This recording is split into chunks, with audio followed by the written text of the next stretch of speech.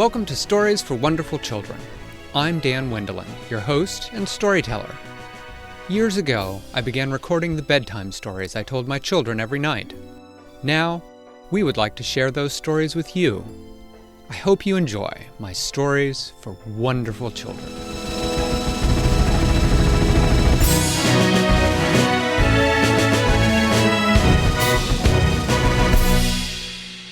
Once upon a time, there was a boy named Teddy. Teddy? Teddy. And Teddy's parents had a lot of money. And for his 6th birthday, he asked them for something that nobody else had.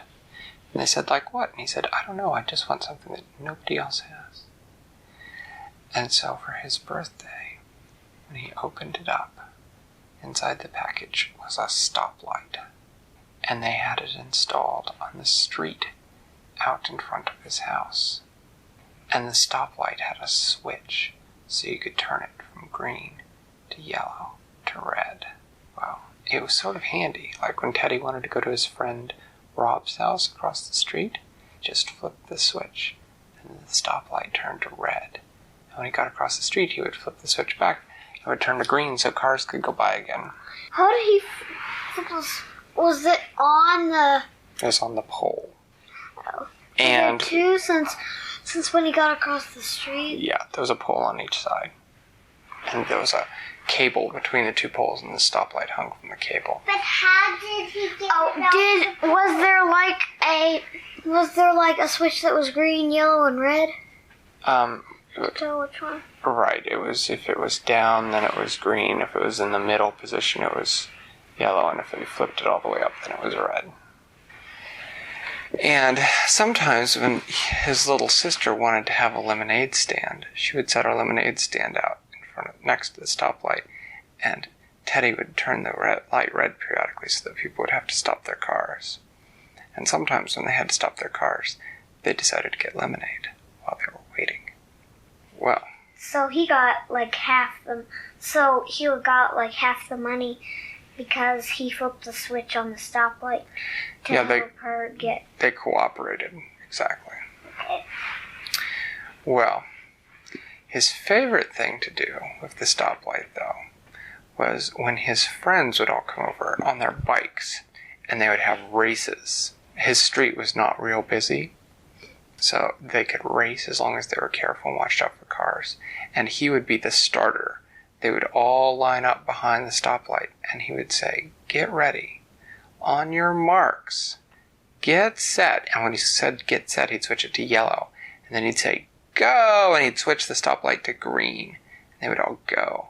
And if you went before the stoplight was green, then you were disqualified, and you had to sit out and watch the race. What? If you went before the stoplight was green, you were disqualified, and you had to sit out and just watch the race. Disqualified means Disqualified means you're not allowed to race. You're not allowed to race or do something. Right. Or do something because you did something that was out of the rules. Right.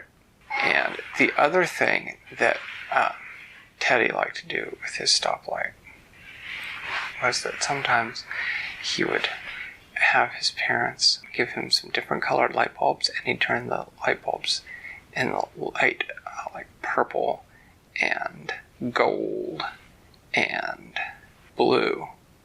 And then at night he would flip back and forth between the switches really quickly, and it would make pretty patterns of lights on the street, and he and his friends would dance.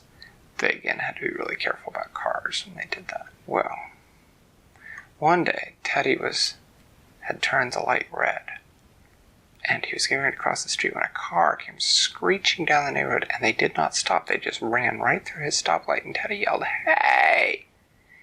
And he wrote down the license plate number, and he called the police and told them that the car had run the stoplight.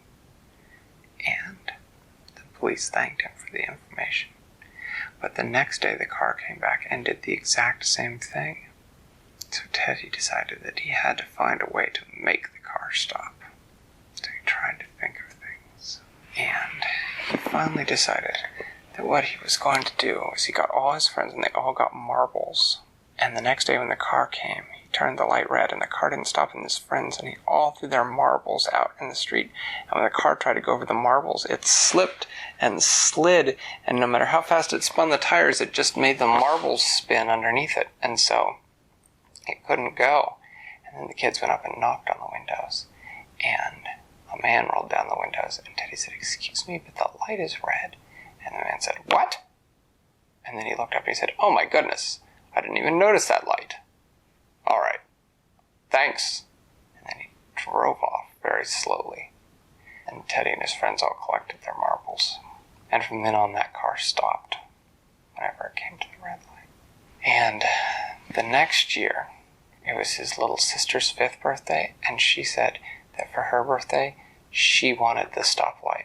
And since they couldn't have 2 stoplights out in front of the house, Teddy gave her the stoplight for her birthday. What? Hey, what? I thought that was his birthday present. It was. So it was his. And he gave it to her for her birthday. And for his next birthday, he again asked for something that no one else in the neighborhood had. And for that birthday, his parents bought him a talking camel named Zelda. But that, the story of Zelda, the talking camel, and what they did together, that's a story for another night.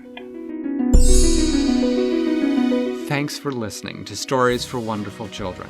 I created today's story, but questions and witty commentary were supplied by my children. The music was created by Brandon Thompson. Your reviews and personal recommendations are the main way that new listeners find the show, so thank you for spreading the word. I'd love to hear your feedback, so feel free to get in touch via email or social media, which are listed in the show notes. Until next time, I'm Dan Wendelin, reminding you to tell someone you love a story.